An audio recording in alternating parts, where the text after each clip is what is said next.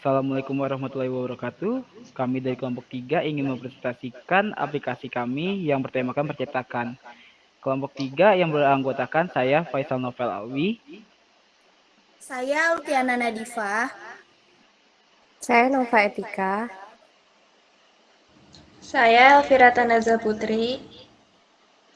Saya Nanda Tarisa Herlina. Saya Vita Haira. Saya Wisnu Bagaskoro. Pertama itu kita bikin database itu namanya percetakan ya, sesuai dengan koneksi yang telah dibuat di Apache nih, di NetBeans. Kita kan udah buat di sini. Nah, JDBC, MySQL, localhost, percetakan. Nah, sesuai kan percetakan. Nah, di percetakan itu ada 5 table, yaitu table barang, konsumen, pembelian, penjualan, dan supplier. Yang dimana setiap table ini memiliki fungsi masing-masing di aplikasi. Yang seperti barang tuh, dia untuk input barang, ini mana tuh isinya tuh ada ID barang, alias kode barang, nama barang, jenis barang, harga, dan jumlahnya. Dan di konsumen itu ada untuk ada ID konsumen, nama konsumen, alamat dan nomor telepon. Nah, dia itu beda sedikit dengan supplier, yang dimana supplier itu adalah di sini tuh fungsinya itu untuk nama suppliernya. Dan untuk di tabel pembelian, nah di tabel pembelian itu ada ID pembeliannya atau kita sebut nomor pembelian. Suppliers, nih suppliers ini diambil dari tabel suppliers yang di sini. Terus tanggal ini kita buatnya tuh secara manual, buat masukin tanggalnya manual. Barang dan harga ini tuh ngambilnya itu dari database barang. Nah, untuk total, ini kenapa bisa muncul total sedangkan nanti di form pembelian nggak ada namanya pengisian total. Jadi ini otomatis tertambah jika form harga dan form seandainya harga dan jumlahnya diisi, nah dia akan ada perhitungan di situ untuk menampilkan total yang dimana totalnya ini ke input ke database. Di penjualan pun juga sama kayak gitu, ada ID konsumen, tanggal, barang, harga, jumlah, dan total. Total ini dapat dari mana ya? Kita dapat totalnya itu dari harga kali jumlah. Tanggalnya diisi manual, nanti di form penjualan, dan konsumen ini ngambil datanya tuh dari database dari tabel konsumen. Dan untuk di koneksi ini, nah di sini tuh ada kelas ininya tuh kayak drivernya itu JDBC, terus letak nama database-nya itu percetakan, usernya root, nggak pakai password, statement connect create statement, dan ini untuk jika J option panel kalau misalkan database-nya gagal. Tapi kalau misalkan berhasil masuk dia nggak bakal keluar apa-apa. Jadi kalau misalkan gagal doang muncul bakal keluar peringatan koneksi database gagal. Nah, pertama itu kita akan masuk ke login. Kita sambil run aplikasinya. Kita tunggu sebentar. Nah,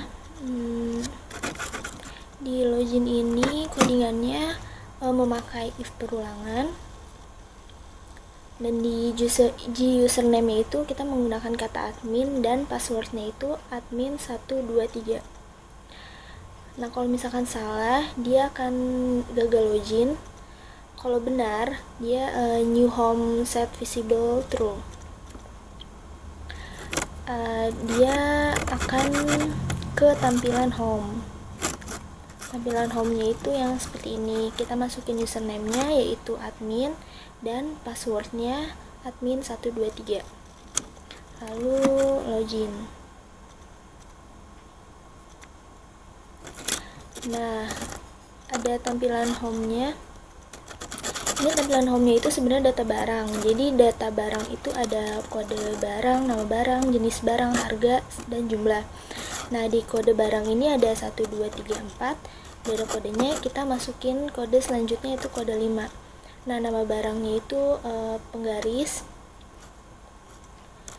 dan jenis barangnya itu ATK, harganya 2000 dan jumlahnya itu kita tulis 10, lalu kita save. Nah, otomatis data akan tersimpan dan masuk ke tabel menjadi data yang baru. Nah, selanjutnya kalau misalkan kita nambah produk jenis sama, kita tinggal ganti nama barangnya menjadi penggaris Joyko. Kode barangnya juga diganti jadi 6. Kita save, datanya tersimpan dan akan menjadi data baru. Dan untuk kalau edit itu kan mengubah. Jadi jumlahnya kita ubah jadi 15. Lalu pencet edit, nanti data yang ada di table akan berubah. Jadi di tombol save itu seperti codingan pada biasanya, itu masukin JTable kayak J kode barang, J nama barang, jenis barang, harga barang, jumlah barang. Itu masukin ke database table barang. Dan di bawahnya itu hapus text fillnya. Di sini itu untuk perintah JTable, dan di bawahnya ada di bawahnya ini untuk perintah action untuk JTable. Ketika dipencet, dia akan kode isinya itu bakal pindah ke text field. Ini kita akan pindah ke sini, dan ada tombol edit. Tombol edit itu untuk ngedit. Ini codingan editnya. Di sini untuk hapus atau reset text field yang ada di sini, dan tombol delete ini untuk by ID dari barang, kode barang. Contoh Wisnu, alamatnya Kebayoran, kita tulis Kebayoran, lalu kita simpan. Data akan tersimpan di nomor 4 sesuai ID konsumen yang kita isi tadi. Kita masuk ke codingannya. Di sini ada codingan untuk save, reset, JTable, edit. Kalau berhasil masuk, akan muncul data berhasil diupdate. Yang terakhir ini ada codingan untuk delete. Saya Elvira Tanaza Putri. Di sini saya akan menjelaskan bagian data supplier. Data supplier dan data konsumen itu sebenarnya sama aja dan hanya beda namanya saja. Kemudian pada bagian data supplier berisi ID, nama, alamat, nomor telepon, tombol save, edit, dan delete. Dan untuk menambah datanya, di sini ID-nya ditambah menjadi 3, namanya menjadi Nova, alamatnya, nomor telepon, kemudian klik save, kemudian data akan tersimpan. Lalu di sini terlihat data yang sudah tersimpan. Jika kalau mau mengubah, pencet edit, kemudian ID-nya diganti, nama, alamat, telepon, kemudian pencet edit lagi. Lalu kalau mau menghapus, kita pencet pilih di antara 1 sampai 3, kemudian pencet delete. Dan kemudian ini ada codingan untuk supplier. Yang pertama ada insert untuk save, kemudian bawahnya ada J option pen, itu fungsinya untuk pemberitahuan kalau codingannya berhasil. Kemudian ini ada codingan untuk penampil gagal dan set. Lalu ada JTable, di sini fungsinya untuk munculkan isi dari table ke J text field. Dan ini ada tombol update dan tombol table dan set. Dan yang terakhir ada tombol delete, yaitu delete supplier ID. Dan ini untuk tampilan data supplier. Saya Ananda Tarisa. Di sini saya akan menjelaskan tentang transaksi pembelian.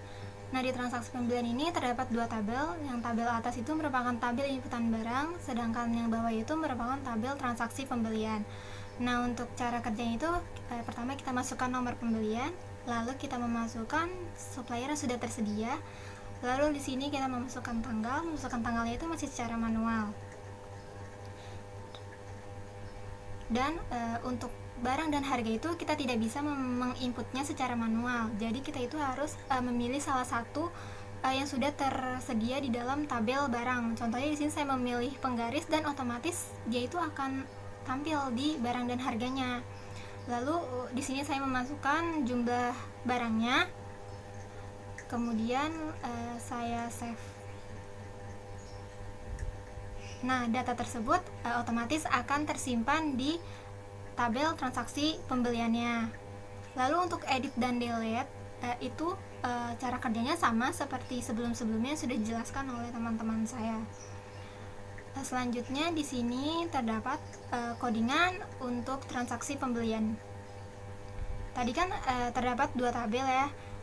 Maka karena terdapat dua tabel, maka di sini juga terdapat data tabel dan data tabel 1. Data tabel 1 itu berisikan transaksi pembelian, sedangkan data tabel itu berisikan barang-barangnya saja. Kemudian selanjutnya untuk combo box yang tadi bisa memilih supplier yang sudah ada yang di from supplier itu tuh terdapat di public void tampil combo, dan itu dimasukin ke publik pembelian. Lalu selanjutnya ini codingan untuk tombol save. Sama seperti sebelum-sebelumnya, hanya bedanya karena pakai combo box, jadi di JSuppliernya itu get selected item to string, dan otomatis di tombol setnya juga beda, jadi kosong seperti ini. Kemudian ini ada tabelnya. Lalu ini merupakan codingan untuk tabel yang atas atau tabel barang yang menampilkan di field harga dan barang. Dan ini merupakan file jumlah. File jumlah itu kita coding. Nah, codingannya itu pakai key release actionnya. Jadi nah ini tuh fungsinya ini untuk mendapatkan total harga.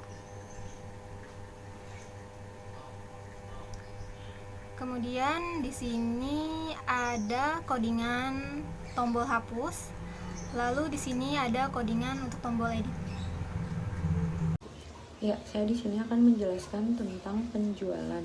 Di mana penjualan itu seperti pembelian, di mana pembelian dan penjualan itu perbedaannya, kalau pembelian itu menambah stok, kalau penjualan itu mengurangi stok. Yang membedakan keduanya, ya seperti contohnya itu kayak Wisnu, ada tanggal di sebelahnya, dia itu beli pulpen harga 1.000 dengan pembelian pulpen 2, jadi jumlahnya itu 2.000. Dari mana 2.000 itu didapetin? Itu dari di bawah. Dia itu aku bikin gak kelihatan, jadi itu menghitung JTEX dengan menggunakan JTEX file untuk menghitung yang gak membuatnya terlihat karena saya hide. Dan di sini juga ada save dan edit. Untuk mengedit ini kayak jumlahnya 5, kita edit, lalu kita save, dan ini hasilnya.